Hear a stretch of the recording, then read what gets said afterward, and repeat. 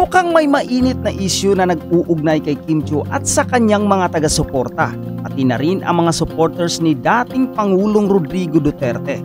Ang mga tagahanga ng Kim Pao ay patuloy na nagpapakita ng kanilang suporta sa aktres at sa kanyang collab team kay Paulo Abilino, kahit na may ilang mga issue na lumabas tulad ng controversial na deserved spell ni Kim Chiu sa It's Showtime. Sa mga post ng mga DDS supporters sa X, makikita ang kanilang mga pahayag ng suporta kay Kim, pati na rin ang kanilang pagpapahayag ng malasakit at pang-uunawa sa sitwasyon. Bagamat maraming kritisismo ang natanggap, malinaw na hindi mababago ng ilang isyu ang kanilang pananaw at suporta kay Kim Chiu. Halimbawa na lang sa isang netizen, nagpahayag na bilang taga Davao at isang solid supporters ni dating Pangulong Rodrigo Duterte ay patuloy na susuporta kay Kim dahil wala naman itong maling ginawa. May iba pang mga taga Mindanao na nagpahayag ng parehong damdamin at nagsasabi na kahit may mga issue, walang dahilang alisin ang kanilang suporta kay Kim. Samantala sa kabilang banda, may mga Kim Pao fans naman na nagsasama-sama upang batiin ang kanilang idolo sa unang anibersaryo ng kanilang love team. Iba pang fans ay nagpapakita rin ng suporta sa pamamagitan ng pagbati ng happy first anniversary sa kanilang mga idolo at kapwa Kim Pao supporters. Dahil dito makikita na kahit may mga kontrobersiya, matibay pa rin ang pagkakabigkis ng mga taga-suporta ng Kim Pao love team, pati na rin ang mga DDS supporters kay Kim na nagpapakita ng kanilang kahalagahan sa isa't isa sa gitna ng mga isyu. Sa isyung ito, mahalaga ring tingnan ang epekto ng social media sa pagpapahayag ng opinyon at suporta, pati na rin ang mabilis na pagkalat ng mga reaksyon mula sa mga tao na may magkaibang pananaw. Sa kaso ng mga Kim Pao supporters at DDS supporters, ang mga pahayag nila ay nagpapakita ng malalim na pagkakabigkis at pagpapahayag ng loyalty sa kanilang mga idolo at mga political figures. Bagamat may mga konting tensyon na dulot ng isyu kay Kim Chiu, nakikita na hindi ito hadlang para sa mga taga-suporta na ipagpatuloy ang kanilang suporta at pagmamahal sa mga artista at sa kanilang personal na paniniwala. Isang aspeto na maaring maidagdag ay ang kahalagahan ng maayos na komunikasyon at pang-uunawa sa magkabilang panig. Sa kaso ng Kim Chiu, halimbawa, hindi lahat ng mga tao ay nakakita ng konteksto ng kanyang sinabi bilang isang simpleng pagkakamali o isang palasak ng pagkanta. Ngunit tulad ng mga pahayag ng mga DDS supporters, may mga tao na handang magbigay ng pag-unawa at hindi nagmamadali sa paghuhusga. Halip, itinuturing nila ang sitwasyon bilang isang hindi maiiwasang pagkakamali at naniniwala sila na wala namang mali siya si Kim.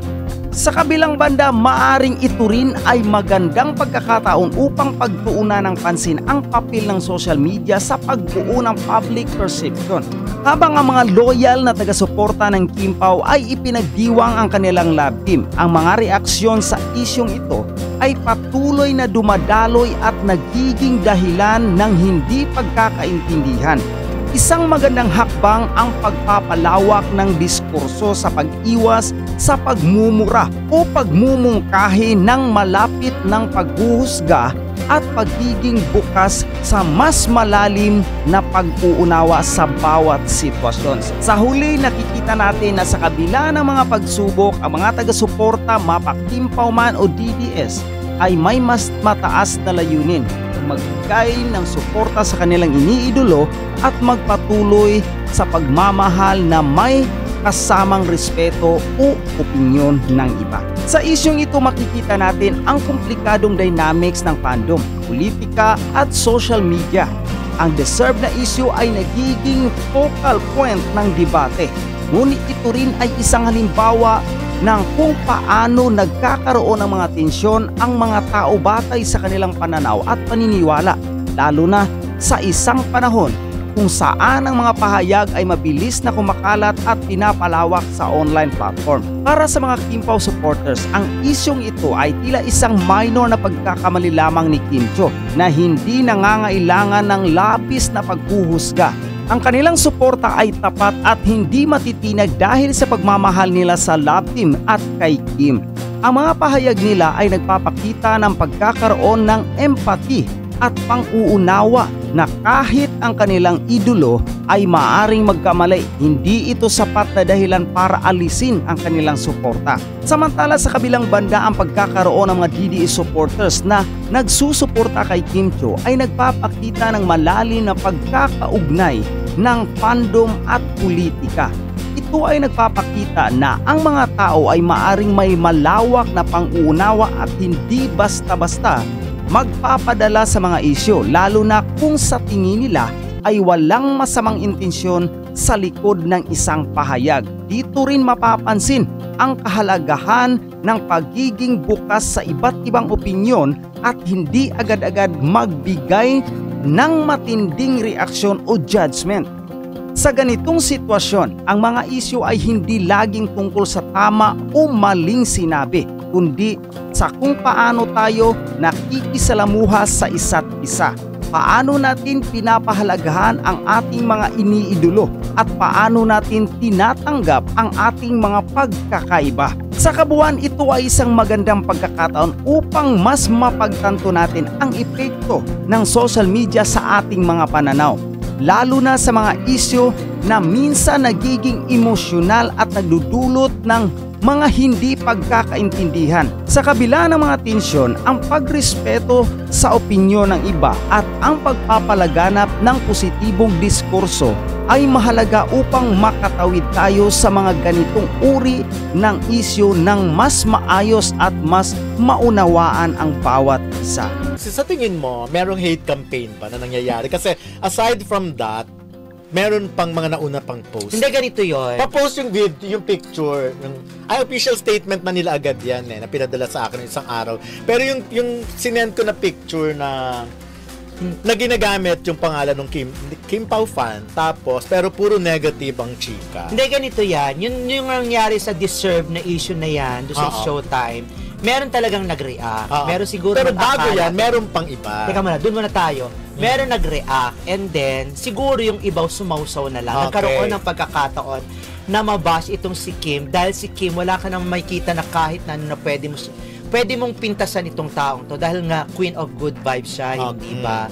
So may mga sumausaw at yung mga sumausaw na yun hindi talaga itong mga solid Kim Pao. Kumbaga nangingialam lang, nakikiyamot lang. Nasend ko kay ano. Para lang mayamot at para lang mayanig, 'di ba? Mag-alala itong mga Kim Pao, solid Kim Pao. So yun, pero sa akin, kung may pakana, wala naman siguro doon sa issue na yung Deserve. Yung ngayon sinasabi mo Dondo na bago pa, yung wala may pakana noon. Siguro ano lang, siguro gusto lang nilang nakita kasi sila na maganda ang karera ni Kim, na parang napakalinaw na ng potensyal. Nakikita ng bonggang-bongga ang pelikula na baka nga mag 1 billion. Parang ayaw nilang may masaya. Ayaw nilang may nakikita silang masaya, kaya may bumabasag ng trip nila sa pamamagitan ng pagbibigay ng mga hate messages, ng mga kung ano ng panlalait, pambabaragol, diba, pangpipintas at pang-trigger sa mga fans. Pero sa akin walang ano ba ito official statement? Hindi, kasi ito parang Kim Chiu fan. Ang sasakit ng mga sinasabi kay Kim, blank si Kim Chiu ever since di niya iniintindi ko na yung binabasa niya. Pero bukod dyan ito, nilalait talaga yung pagkatao ni Kim. Ang ginagamit na account ay Kim Chiu, pero bukod sa kanya marami pang iba.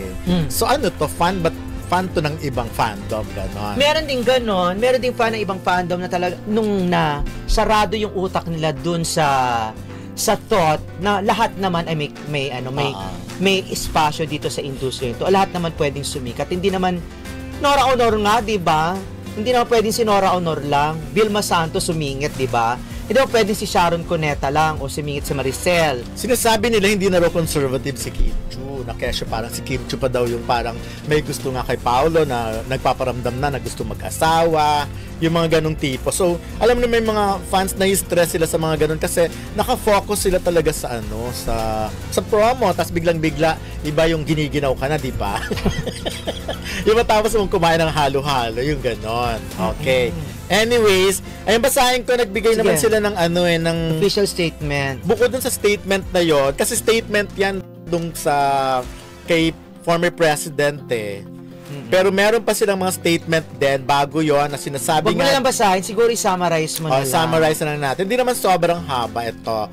Okay. Dear Sir Dondon and Sir Ray, this is to air our sentiments regarding the comments made by a certain Kim Pao fan, which we believe that her or his comments were taking a very bad light to our mains. Kimi and Pao are good people with kind hearts. Anyways, ito, we just want to protect our mains too, not only because we adore them so much, but at least give them the respect they truly deserve. So, ano sa tingin mo? Dapat bang deadmahin nila yun? Nababother kasi talaga sila. Actually, pag tinignan mo rin naman, parang kadima-demanda rin naman talaga yung kung ano-ano nilalait na talaga yung pagkatao. Nilalagyan pa ng malisya at kahalayan. Yung katulad nga sinabi mo, freedom of expression, di ba? Freedom of speech, social media, lahat pwede magsalita. Ganun isipin lang natin, napakasikat ni Kim Chiu at maraming naiinggit sa kanya. At yung iba kasi, ayaw nilang maungusan ang kanilang mga iniidolo at gusto na palaging nasa taas yun. Okay. Wala tayong binabagit na pangalan. May mga ganun, kahit naman mga panahon pa nung una, na talagang super talaga sikat ang mga love teams. Kung saan talaga nagkakabakbakan ang mga fans, harap-harapan nagtatalakan. Ngayon nga, social media na lang Meron talagang mga ganun na ayaw nilang maungusan or matapatan yung kanilang mga iniidolo. Gusto na doon lang sila at yung iba nasa babala, nasa laylayan lang. Hindi naman pwede yung ganon. Ang sa akin lang naman, siguro maging grateful na lang na merong mga naiinis at naiinggit kasi nga ang taas. Okay. Ang taas, di ba sinasabi nila meron kasabihan na kung ano ang mabunga, kung anong siyang binabato.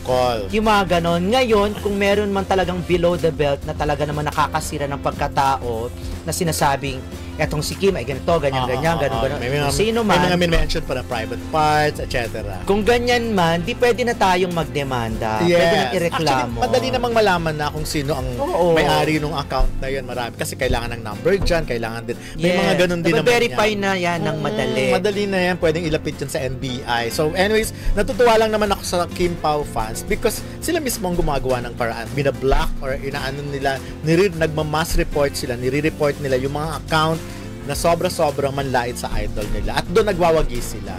Pero kung mga panlalait lang naman na lang, palagpasin yun na mag-concentrate na lang tayo sa... Kasi ganito yan, the more mag-concentrate na lang tayo sa promo ng pelikula. Kasi the more na pinapatulan nyo yung mga yung gustong-gusto nila, nakita naman natin, di ba? Nakita na napatunayan na natin yan, di ba? Pag nung nagla-live tayo, di ba? May isang babasag ng trip. At sinasagot nyo naman, at tawa lang siya ng tawa. Ibig sabihin, nagtatagumpay siya para maapektuhan kayo, para mainis kayo. At pag may mga ganyan kasing pinapatulan at nagne-negative at humahantong na sa bangayan, hindi to nakakatulong. At sasabihin pa nung ibang mga hindi fans, ano ba yung mga yan? Ba't nagbabangayan? Parang magre-reflect yan, hindi naman sa inyo, kundi dun sa inyong iniidolo nyong artista. So pag ganyan, tama lang naman na i-demanda ninyo. Pero mas sa akin kasi patuloy kayong gamitin yung social media pages nyo para sabihin, hindi totoo yan. Na wag natin i-tolerate yung mga ganito, ganyan-ganyan. Yun, napaka-powerful na yun kasi kayo na mismo, sani puwersa na kayo nagsasabi na hindi natin ito-tolerate ito. Ngayon, pag si Kim naman ay gumalaw na, ibig sabihin na hurt na siya,